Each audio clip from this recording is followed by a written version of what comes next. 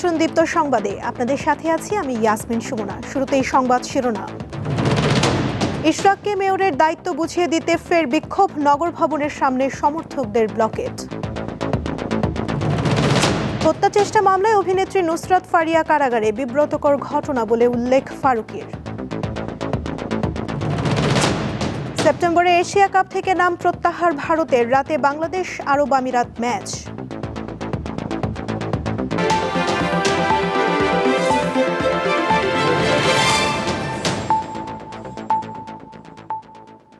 এবারে বিস্তারিত।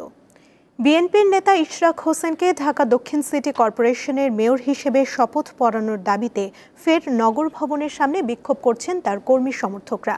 একই সাথে চলছে ব্লকেট কর্মসূচি। পঞ্চম দিনের এই আন্দোলনে যোগ দিতে সকাল থেকেই নগর ভবনের সামনে জড়ো হন নেতাকর্মীরা। তারা সড়ক অবরোধ করে ইশরাক হোসেনকে মেয়র হিসেবে শপথ পড়ানোর দাবিতে স্লোগান দেন। বিক্ষোভকারীদের অভিযোগ, এক উপদেষ্টার কারণেই ইশরাক হোসেনকে শপথ পড়ানো হচ্ছে না। তারা হুঁশিয়ারি দিয়ে বলেন, যতদিন ইশরাক হোসেনকে শপথ পাঠ করানো হবে না ততদিন একইভাবে নগর ভবনের সামনে তারা আন্দোলন চালিয়ে যাবেন। প্রয়োজনে আরও কঠোর কর্মসূচি দেয়া হবে। গত 27শে মার্চ ইশরাককে মেয়র ঘোষণা করে রায় দেন ঢাকার প্রথম যুগ্ম জেলা জজ ও নির্বাচনী ট্রাইব্যুনাল। আদালতের রায়ের পর ইশরাককে ঢাকা দক্ষিণ সিটির মেয়র ঘোষণা করে 27 এপ্রিল গেজেট প্রকাশ করে নির্বাচন কমিশন।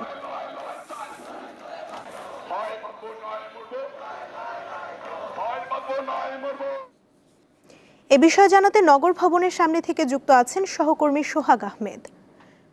সোহাগ, ব্লকেট কর্মসূচি আর কতক্ষণ চলতে পারে, আর ইশরাকের সমর্থকেরা কি বলছেন? জি সুমনা, আপনি যেমনটি বলছিলেন যে বিএনপি নেতা ইশরাক হোসেনের যে শপথ বাক্য পাঠ, এটা বিলম্ব করে বিভিন্ন কর্মসূচি পালন করছে। এটি ধারাবাহিকতা গতকালকে কিন্তু তারা ঘোষণা দিয়েছিলেন আজকে সড়ক ব্লকেট করে তারা কর্মসূচি পালন করবে। কিছুক্ষণ আগে কিন্তু বৃষ্টি শুরু হয়েছে, বৃষ্টিকে উপেক্ষা করে তারা বিভিন্ন স্লোগানে আপনার এই সড়কটি অবরোধ করে তারা ইশরাককে মেয়র পদে অতি দ্রুত শপথ পাঠ করে কর্মসূচি থেকে তারা পালন করবে। এছাড়া তাদের এই কর্মসূচি আরো চলমান থাকবে। তবে তারা একটি ঘোষণা দিয়েছে, বিকাল 4টা নাগাদ তাদের এই কর্মসূচি থাকবে। কর্মসূচি বিকাল 4টায় তারা একটি সংবাদ সম্মেলন করবে এবং এই সংবাদ সম্মেলনের মাধ্যমে তাদের পরবর্তী কি কর্মসূচি আছে সেটি জানাবে। তবে এতক্ষণ পর্যন্ত সরকারের উচ্চমহল থেকে তাদের কাছে কোনো ধরনের এই বিষয় নিয়ে তাদের মেসেজ আসেনি। তারা বলছে যে এটি একটি যৌক্তিকপূর্ণ একটি আন্দোলন এবং সেটি শান্তিপূর্ণ আন্দোলন, এবং এই আন্দোলন যেটি চালানোর কথা বলছে যে তারা এটি হচ্ছে, যেহেতু নির্বাচন কমিশন গেজেট প্রকাশ করার পরেও এই ইশরাককে শপথ পত্রের সময় জ্ঞাপন করছে, তার মানে একটি ষড়যন্ত্র করা হচ্ছে সরকারের তরফ থেকে কেউ এমন অভিযোগ কিন্তু নেতাকর্মীরা বলছে। এবং নেতাকর্মীদেরকে চাঙ্গা রাখার জন্য এখানে স্টেজ সাজিয়ে কিন্তু তারা গান পরিবেশন করছে, যাতে করে নেতাকর্মীরা কোনোভাবে আপনার বিচ্ছিন্ন না হয়। আপনি জানেন যে সকাল থেকে তাদের এই কর্মসূচি যোগ দিতে ঢাকা দক্ষিণ সিটি কর্পোরেশনের বিভিন্ন ওয়ার্ড থেকে নেতাকর্মীরা এখানে এসে জড়ো হয় এবং তারা এই সময় বিক্ষিপ্ত ভাবে তারা বিভিন্ন স্লোগানকে তারা দিতে থাকে। এখন আমাদের অপেক্ষা করতে হবে বিকাল 4টা নাগাদ আসলে তারা গণমাধ্যমকে একটি বার্তা দেয় এবং তাদের নতুন যে কর্মসূচি, সেই কি কর্মসূচি আছে সেটির অপেক্ষায় আমাদের বিকাল 4টা নাগাদ থাকতে হবে। সুমনা। নগর ভবন থেকে যুক্ত ছিলেন সহকর্মী সোহাগ আহমেদ। রাজধানী ভাটারা থানার একটি মামলায় চলচ্চিত্রের আলোচিত নায়িকা নুসরাত ফারিয়াকে কারাগারে পাঠানোর আদেশ দিয়েছে আদালত।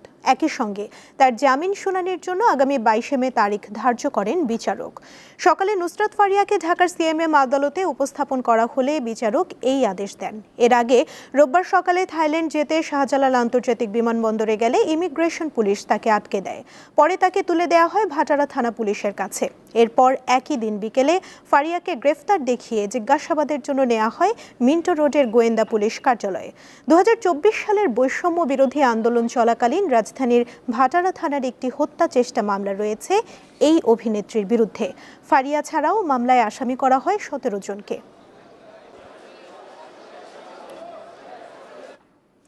চিত্রনায়িকা নুসরাত ফারিয়াকে গ্রেফতারের ঘটনা বিব্রতকর বলে মন্তব্য করেছেন সংস্কৃতি বিষয়ক উপদেষ্টা ও নির্মাতা মোস্তফা সরোয়ার ফারুকী। বেলা 11টার দিকে নিজের ভেরিফাইড ফেসবুক অ্যাকাউন্টে দেয়া পোস্টে ফারুকী বলেন, সরকারের কাজ জুলাইয়ের প্রকৃত অপরাধীদের বিচার করা। তিনি আরও বলেন, সাবেক রাষ্ট্রপতি আব্দুল হামিদের বিদেশ গমনকে কেন্দ্র করে যে ক্ষোভের সৃষ্টি হয়েছে সেটার ওভার নার্ভাসনেস থেকে নুসরাত ফারিয়াকে গ্রেফতারের মতো ঘটনা ঘটে থাকতে পারে। অন্তর্বর্তী সরকারের অবস্থান পুনর্ব্যক্ত করে সংস্কৃতি উপদেষ্টা লিখেন, সরকারের কাজ জুলাইয়ের প্রকৃত অপরাধীদের বিচার করা।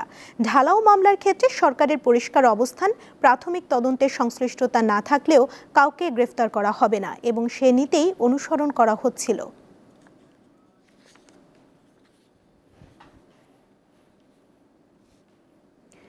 দেশে এই মুহূর্তে দ্বৈত এনআইডিধারী কেউ নেই বলে জানিয়েছেন জাতীয় পরিচয়পত্র নিবন্ধন অনুবিভাগের মহাপরিচালক ASM হুমায়ুন কবির। দুপুরে নির্বাচন কমিশন ভবনে এক ব্রিফিংয়ে এই তথ্য জানান তিনি। একই সাথে ডাটা সেন্টারের নিরাপত্তায় কারিগরি কাজ চলমান রয়েছে বলেও নিশ্চিত করেছেন মহাপরিচালক। হুমায়ুন কবির বলেন, 586 জন দ্বৈত এনআইডিধারীদের প্রথমটি রেখে দ্বিতীয়টি এরই মধ্যে বাদ দেয়া হয়েছে। সম্প্রতি নাগরিকদের এনআইডির তথ্য ফাঁস হওয়ার প্রশ্নে ডাটা সেন্টারের কাজ চলমান রয়েছে বলেও জানান তিনি। এ প্রসঙ্গে মহাপরিচালক বলেন, বুয়েটের একটি বিশেষজ্ঞ টিম গুরুত্বপূর্ণ এই তথ্যের নিরাপত্তা নিয়ে কাজ করছে। কমিশনের সিদ্ধান্ত ক্রমে, সচিবালয়ের নির্দেশনা ক্রমে এই প্রথমটি রেখে আমরা দ্বিতীয়টি বাতিল করে দিয়েছি। এখন এই মুহূর্তে আমাদের জানা মতে দুটি এনআইডি আর কারো নেই। যদি এইটা আইডেন্টিফাই হয় কারোর ব্যাপারে, তাহলে আমরা ঠিক একই নিয়মে একই ব্যবস্থা গ্রহণ করব। নিবন্ধনের স্থগিতাদেশ বাতিল বা প্রত্যাহার না হলে আওয়ামী লীগ আগামী নির্বাচনে অংশ নিতে পারবে না বলে জানিয়েছেন নির্বাচন কমিশনার আব্দুর রহমান এল মাসুদ। সকালে রাজশাহী আঞ্চলিক লোকপ্রশাসন কেন্দ্রে এক কর্মশালায় যোগ দিয়ে তিনি এসব কথা বলেন। প্রধান উপদেষ্টার বেঁধে দেওয়ার সময় নির্বাচন কমিশন ভোট আয়োজন করতে সম্পূর্ণ প্রস্তুত বলেও মন্তব্য করেন তিনি। 6টি গ্রুপে কর্মশালায় অংশ নেন রাজশাহী বিভাগের 70 জন উপজেলা নির্বাচন কর্মকর্তা ও তথ্য সংগ্রহকারী কর্মকর্তারা। আসন্ন জাতীয় নির্বাচন সুষ্ঠুভাবে সম্পন্ন করতে যাবতীয় কলাকৌশল সম্পর্কে কর্মশালায় আলোচনা করা হয়। আওয়ামী লীগের কার্যক্রমকে নিষিদ্ধ করেছে, কাজে সরকারের ওই আদেশের ওই অর্ডারের ধারাবাহিকতায় শুধু আমরা তাদের পলিটিক্যাল পার্টির যে রেজিস্ট্রেশনটা, নিবন্ধনটা আমরা শুধু স্থগিত করেছি। সেই দলের নিবন্ধন আপাতত স্থগিত আছে, আর স্থগিত থাকা অবস্থায় যদি নির্বাচন হয় তাহলে স্বাভাবিকভাবে ধরে নেওয়া যাবে যে তাদের অংশগ্রহণের সুযোগটা থাকবে না। দিনাজপুরের বীরগঞ্জে ট্রাক ও মাইক্রোবাসের মুখোমুখি সংঘর্ষে অন্তত 4 জন নিহত হয়েছেন। সকালে দিনাজপুর ঠাকুরগাঁও সড়কের বাবদু ফার্মের সামনে এই দুর্ঘটনা ঘটে। পুলিশ জানায়, ঠাকুরগাঁও থেকে মাইক্রোবাসটি দিনাজপুরে যাচ্ছিল। ঘটনাস্থলে বিপরীত দিক থেকে আসা ট্রাকের সঙ্গে মুখোমুখি সংঘর্ষ হলে গাড়িটি দুমড়ে মুচড়ে যায়। এতে ঘটনাস্থলেই 2 জনের মৃত্যু হয়, আহত হন 7 জন।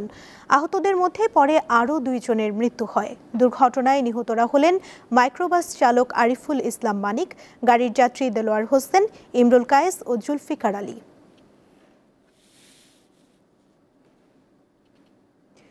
বৈদেশিক বাণিজ্যিক জাহাজে চাকরিতে জটিলতা থেকে অবসান পেতে চাঁদপুর সহ দেশের ইনস্টিটিউট অফ মেরিন টেকনোলজির 6টি কেন্দ্রের শিক্ষার্থীরা একযোগে শাটডাউন কর্মসূচি পালন করছেন। মেরিন ও শিপ বিল্ডিং ডিপ্লোমা ছাত্র কল্যাণ পরিষদের ব্যানারে সকাল থেকে এই শাটডাউন কর্মসূচি পালন শুরু করেন তারা। এ সময় চাঁদপুর সদরের গাছতলা সেতু এলাকায় ইনস্টিটিউট অফ মেরিন টেকনোলজি ক্যাম্পাসের মূল ফটকের সামনে শিক্ষার্থীরা তাদের দাবির পক্ষে নানা ধরনের স্লোগান দেন। দ্রুত এসব দাবি মানা না হলে অনির্দিষ্টকালের জন্য শাটডাউন কর্মসূচি পালনের হুঁশিয়ারি দেন তারা।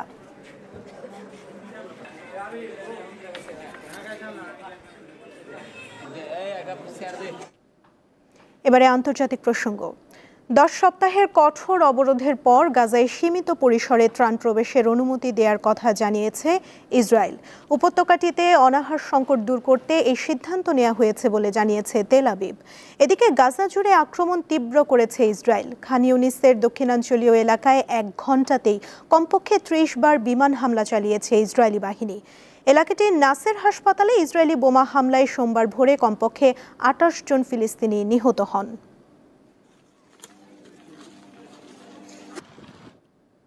এবারে খেলার খবর। জয় দিয়ে সংযুক্ত আরব আমিরাত সফর শুরু করেছে বাংলাদেশ। এবার লক্ষ্য টি-20 সিরিজটা নিজেদের করে নেয়া। দ্বিতীয় ম্যাচে আজ রাত 9টায় স্বাগতিকদের মুখোমুখি হবে অতিথিরা। আজ জয় পেলেই সিরিজ নিশ্চিত হবে বাংলাদেশের।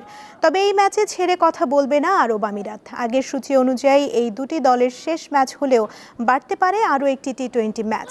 বিষয়টি নিয়ে এমিরেটস ক্রিকেট বোর্ডের সাথে আলোচনা চলছে বলে জানান বিসিবির cricket operations chairman Nazmul Abedin Fahim. Asia cup থেকে নিজেদের নাম প্রত্যাহার করে নিয়েছে ভারত। দেশটির ক্রিকেট কন্ট্রোল বোর্ড বিসিসিআই এর বরাত দিয়ে দেশটির সংবাদ মাধ্যম ইন্ডিয়ান এক্সপ্রেস এক প্রতিবেদনে এই তথ্য জানিয়েছে। এতে বলা হয়, আগামী মাসে শ্রীলঙ্কায় হতে যাওয়া নারী ইমার্জিং এশিয়া কাপ এবং সেপ্টেম্বরে পুরুষদের এশিয়া কাপ থেকে নিজেদের নাম প্রত্যাহার করেছে ভারত। এই সিদ্ধান্তের কথা এশিয়ান ক্রিকেট কাউন্সিল এসিসি-কে এরই মধ্যে জানিয়ে দিয়েছে বিসিসিআই। বর্তমানে এসিসির নেতৃত্বে রয়েছেন পাকিস্তানের স্বরাষ্ট্রমন্ত্রী মহসিন নাকভি। তিনি পাকিস্তান ক্রিকেট বোর্ডের চেয়ারম্যানও। প্রতিবেদনে আরও বলা হয়, আয়োজক হিসেবে একজন পাকিস্তানির নেতৃত্বে থাকার বিষয়টি মেনে নিতে পারছে না বলে টুর্নামেন্ট থেকেই নাম প্রত্যাহার করে নিয়েছে ভারত। বর্ণিল সাজে সেজেছে জাতীয় স্টেডিয়াম। সংস্কার কাজও শেষের দিকে। আগামী 10 জুন এএফসি কাপ বাছাইয়ে বাংলাদেশ সিঙ্গাপুর ম্যাচ দিয়ে নবদিগন্তের সূচনা হবে এই স্টেডিয়ামের। তবে দর্শকদের আগ্রহের জায়গা হামজা, সমিত, সোমরা। তাদের দেখতে অনলাইনের পাশাপাশি অফলাইনেও টিকিট বিক্রির দাবি ফুটবল প্রেমীদের। শিল্পীর তুলিতে আঁকা এ যেন এক নতুন ময়দান। বলছিলাম বাংলাদেশের জাতীয় স্টেডিয়ামের কথা, যার সাজসজ্জা মুগ্ধ করেছে দেশের ক্রীড়াপ্রেমীদের। আগামী 10 জুন হামজা, সমিতদের নিয়ে নবজাগরণের রচনা লিখতে চলেছে এই স্টেডিয়াম।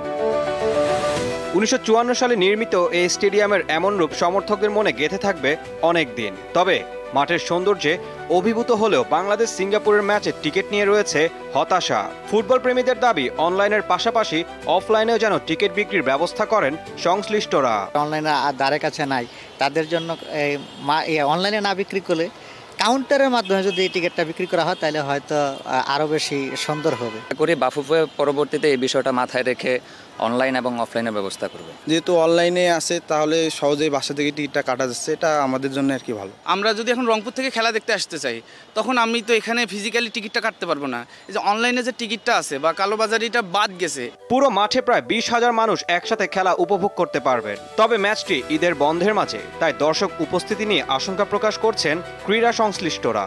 বাংলাদেশের ফুটবল যারা দর্শক তারা কিন্তু ওই সবাই ম্যাক্সিমাম বাড়িয়ে যাবে আর কি।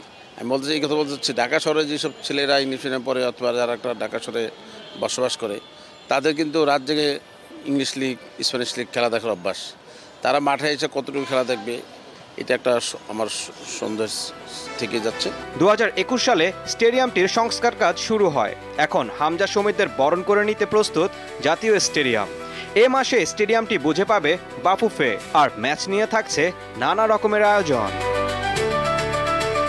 ঈশান হাসান, দীপ্ত স্পোর্টস। দীপ্ত সংবাদ শেষ করার আগে শিরোনামগুলো জানিয়ে দিচ্ছি আরও একবার। ইশরাককে মেয়রের দায়িত্ব বুঝিয়ে দিতে ফের বিক্ষোভ, নগর ভবনের সামনে সমর্থকদের ব্লকেট। হত্যাচেষ্টা মামলায় অভিনেত্রী নুসরাত ফারিয়া কারাগারে, বিব্রতকর ঘটনা বলে উল্লেখ ফারুকীর। সেপ্টেম্বরে এশিয়া কাপ থেকে নাম প্রত্যাহার ভারতের, রাতে বাংলাদেশ আরব আমিরাত ম্যাচ।